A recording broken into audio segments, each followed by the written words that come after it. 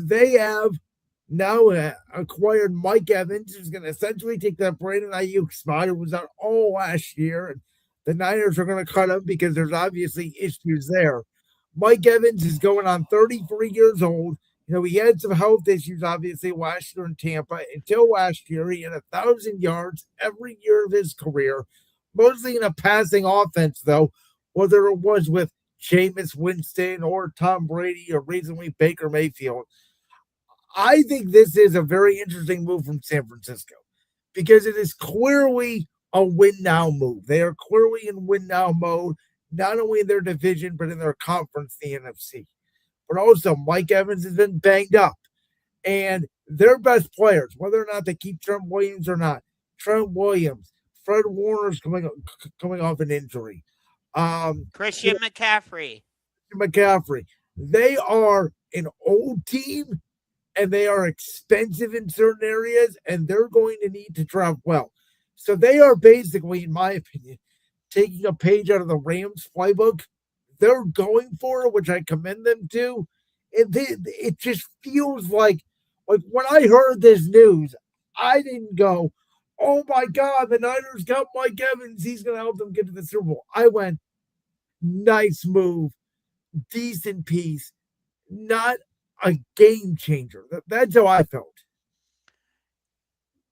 I mean, like you said, he's injury prone, so he fits right in with the 49ers because it seems like that whole team is in the emergency room. They will either go on a deep playoff run or they will be in the top 10 in the draft. That's the way they are every year. Yep. And they still have that substation, which many people believe correlates to all their injuries. So, and Mike Evans has had plenty of hamstring issues. We'll see. I think he'll do well in that Kyle Shanahan offense. How's he going to do not getting as many touches? Because you also have George Kittle in that system. You have Christian McCaffrey, who they like to use a lot in the passing game. So Mike Evans isn't going to be the primary focus. Is he going to be all right with that? That's the thing. He is now the third option. He may be the number one option outside of Boundary X, but you mentioned it. McCaffrey and Kittle, Shanahan's offense is not a throw the ball down the sideline to X receivers 6 times a game. Right. And they also have Jawan Jennings, who they've recently... And Pearsall as well, who's a young kid. Yes. So I like it, but does it move the needle for me? Not greatly. I'm gonna miss seeing him in a Tampa Bay jersey, though. Yeah, we're gonna talk about Tampa Bay in a minute as we'll dive into the NFC South. It does feel weird. Again, Mike Evans in San Francisco is something that feels like, excuse me, could happen more in Madden than it could in real life. Yeah. It really doesn't feel like a needle mover to me. And to me, I think the Niners should go out. They should draft another receiver because I think they need to get young at that position. Yeah. And I just don't trust the 49ers. It feels like when they get to the playoffs, they can win a game, but can you trust them to make the deep run? I know they've made it to the Super Bowl twice. I know they've made it to the NFC Championship, but it just feels like it's either a deep playoff run or an early exit. There's no in between with this team. Hold on. Absolutely. I am trying to look up okay, here we go. The amount of touches McCaffrey had this year. So are you ready for this number? Oh, God. It's a lot. The touches include running the ball and catching the ball. Oh, boy. Wait. It's got to be at least, I'm going to say at least 500. You're a little short. He's at 450. It's the third time he's done it in his career. So 2 years ago now, Saquon Barkley for the Eagles had over 400 touches during their Super Bowl season. What happened last year? Many people said Saquon Barkley didn't look the same. He was exhausted. He was tired. He didn't have the burst. It was too many touches.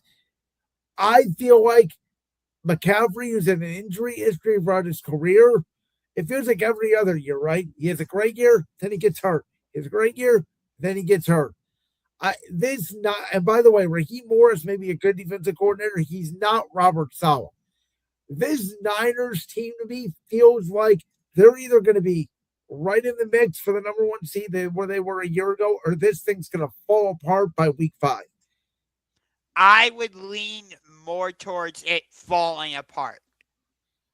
All right. Well, speaking of Mike Evans' former team in the NFC South, this is the division that every year seems like every team's battling between 9-8, 8-9, and some of these teams, the Panthers and the Saints, spent big bucks. Atlanta made an interesting move at quarterback, and Tampa now, after losing Mike Evans, they did sign a couple of pieces, but they feel like, to me, after going from easily the favorite to win the division going into last year to, could they possibly finish last in the division? Yeah. I will say for the Panthers, I don't like that they lost Rico Dowdle. I thought he was a huge part of the reason why. Wait, he left? I didn't hear this. Where did he go? I want to say he might have gone to Pittsburgh.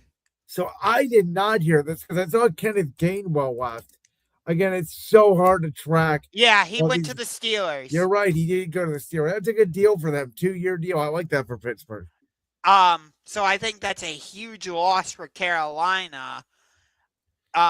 Which are they a team that maybe trades up and goes after Jeremiah Love?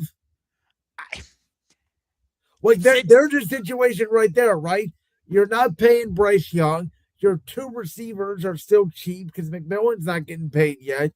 Xavier Wiggett's not getting paid yet. Jalen Coker's not getting paid, I don't think. Tommy Tremble's a decent tight end. They have some pieces there. Robert Hunt on the offensive line. They did pay Jalen Phillips, obviously. But to me, that's a situation where Bryce Young needs a running game. That's a team where absolutely I think you go and you get a running back if you can afford it. Speaking of going out and getting a running back, I did not see this move coming, but I love it. The New Orleans Saints went out and signed Travis Etienne Jr., which I'll address this here shortly, but I think that's a huge loss for the Jacksonville Jaguars. I told you, I'm locking in my Super Bowl prediction, and I'm not changing it. Jaguars, Bears, Super Bowl 61. You're not changing it now because the Jags have lost a lot of pieces. Devin Lloyd's on the move. I don't think he's signed anywhere yet, but he's not going back to Jacksonville reportedly. As of right now, no, I'm not changing it. But I really like that move, getting Travis Etienne for New Orleans. I think he's going to play off Tyler Shuck really well. I'd like to see the Saints go out and get another wide receiver, though, because I just don't trust the Saints' current receiving core. You have Tyler Shuck, you have Travis Etienne, and what? I mean, Olave's there. They do have to pay Olave. I'll be very interested to see, do they dangle Alvin Kamara now as a trade piece? Because I think you certainly could do that. I think Cam Jordan may be leaving, so they're going to have to replace that pass rush. But I told you last year, Tyler Shuck went from, why did the Saints pick a 28-year-old rookie out of Louisville in the second round when Shedeur Sanders was still on the board, and everybody was very confused, and a lot of people compared him to Brandon Whedon, and they went from unwatchable with Spencer Rattler as their quarterback to, wait a minute, not only do they have something here with Tyler Shuck, but Kellen Moore, did he make the right decision going to New Orleans? Are they no longer the Aints? Yeah. And then with Atlanta, now you have 2 lefty quarterbacks on your roster. Kevin Stefanski must have something for lefties. Well, no, here's the thing. Everybody's making fun of Kevin Stefanski in Cleveland, saying have fun with a lefty too. I loved this move for the Falcons. You know why, Josh? What did I say Michael Penix was when he came out of college? He's a stronger version of Tua. I mean, that's exactly what he is. So to have Tua even to start the season, because who knows if Michael Penix is going to be ready. You have Tua the cheap. The Dolphins are paying his salary and paying for Malik Willis because they have no idea what the hell they're doing. And so if Tua Tagovailoa, listen, he's got Drake London, he's got Bijan Robinson, he's got I know they went out, they signed John Dodson from Philadelphia.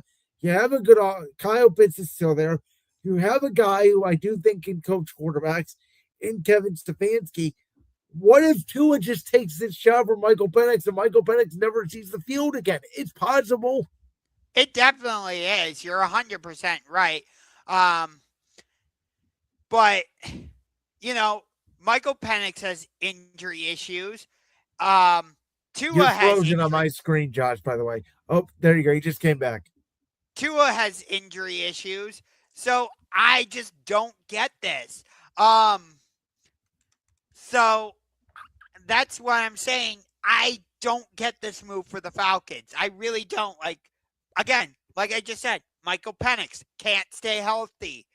Tua can't stay healthy. And they're both lefties. Here's the thing, though. You only signed Tua to a 1-year deal. If neither of them work out, guess what? You may not have your first round pick this year, but you have it next year. And so you can go in the quarterback class again, and Kevin Stefanski could pick his quarterback if you really don't like what you see out of Penix or Tua. But if you like one of them, and especially if Tua's the guy, I wouldn't pay Tua a massive contract, and I said it on the year when he got paid. I think it's a mistake because I think Tua is one concussion away from potentially life career consequences. But who am I to tell someone he can't play football? I think this is a good story, and I think he's in a good climate. Obviously, a dome. We'll see how the NFC South shakes up. And I actually think Tua, if he plays, could have a really good year. Very similar to what he did in Miami, where he put up all those numbers in the first 2-3 years under Mike McDaniel. Well, speaking of Tua's former team, the Miami Dolphins, I have to ask the question. Are the Miami Dolphins becoming the Miami Packers? Because, let's see. They go out and they hire Jeff Hafley, who was the Green Bay Packers defensive coordinator. Their general manager comes from the Packers, excuse me.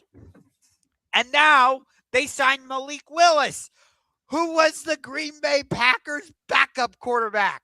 And who has 6 career starts. And by the way, Malik Willis is a great story because he went from unable to throw a pass in, 2022 with the Tennessee Titans. Remember they played that game against Kansas City? It was a Sunday night game, and they went to overtime, and Malik Willis basically completed 7 passes, and they just handed the ball off to Derrick Henry because he literally could not throw. He's gone from that to he's a starting quarterback in Miami. Yeah, but I don't know what to make of, for the sake of the topic, I'm going to continue to say it. I don't know what to make of the Miami Packers. Like, what did they see in Green Bay that they're like, oh, let's bring it down to Miami? Well, like, what? In defense What's of that, next? They're good. Okay, go. In defense of that, Malik Willis played very well in the past 2 years when he's gotten the opportunity to. We all remember the game against the Colts. He played well when he filled in for Jordan Love in that game against Chicago. Played well in that game against the Ravens last year. And Jeff Hafley, former head coach of Boston College, so he's been a head coach before. For the last 2 years, he has seen Malik Willis in practice every single day. And I will also add this. From what I have read and listened to, Malik Willis is one of the most humble, one of the most gracious, one of the most bitter guys in the locker room. Diana Rossini was saying that when she was at ESPN, she was assigned to cover a Titan training camp, and she met Malik Willis for the first time. And Malik Willis is one of the only players in the whole NFL who went up to her camera crew and was talking to them, asking them what they did, asking them what it was like to be behind the scenes. And the PR guy kept going like this, telling him, Malik, we don't have all day. And he basically said, I don't care. I want to talk to these people. So what I'm telling you is he's got the makeup to be the right stuff.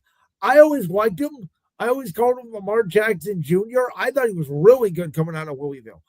I don't know if he's going to be a franchise quarterback or not, but I don't think this is the worst move in the world. Right. But what are they going to do next? Like turn Hard Rock Stadium into Lambeau Stadium, Lambeau Field South? If you have your franchise quarterback, everything is in place. It doesn't matter. You will get right in the NFL. Look at the Commanders. Look at the Patriots. They went from a dumpster fire, and we weren't even sure about their coach, to being in the Super Bowl or being in the NFC Championship game because they have a quarterback. Cincinnati's ownership was complete garbage. People think Zach Taylor can't coach. Joe Burrow's second year, they made the Super Bowl with no offensive line. Which I still say gave them false confidence. But maybe it did. But guess what? The Browns have never made a Super Bowl. The Jaguars have never made a Super Bowl. The Texans, the Lions have never made Super Bowls.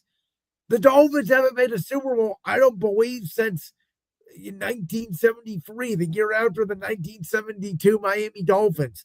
Like, they're in a tough division. They got to deal with Josh Allen. They got to deal with Drake May. The Jets are a lost freaking cause.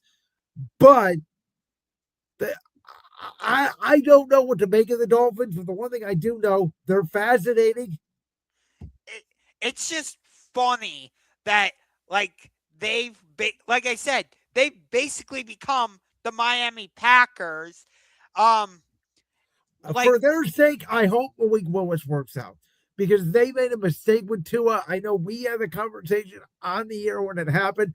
I was never a fan of Tua, even in Alabama. I did not think Tua could be a legit franchise quarterback. And for the record, I know we just talked about the last segment. I still, in my heart of hearts, do not think that, but who knows? But I think Malik Willis is better today than Tua.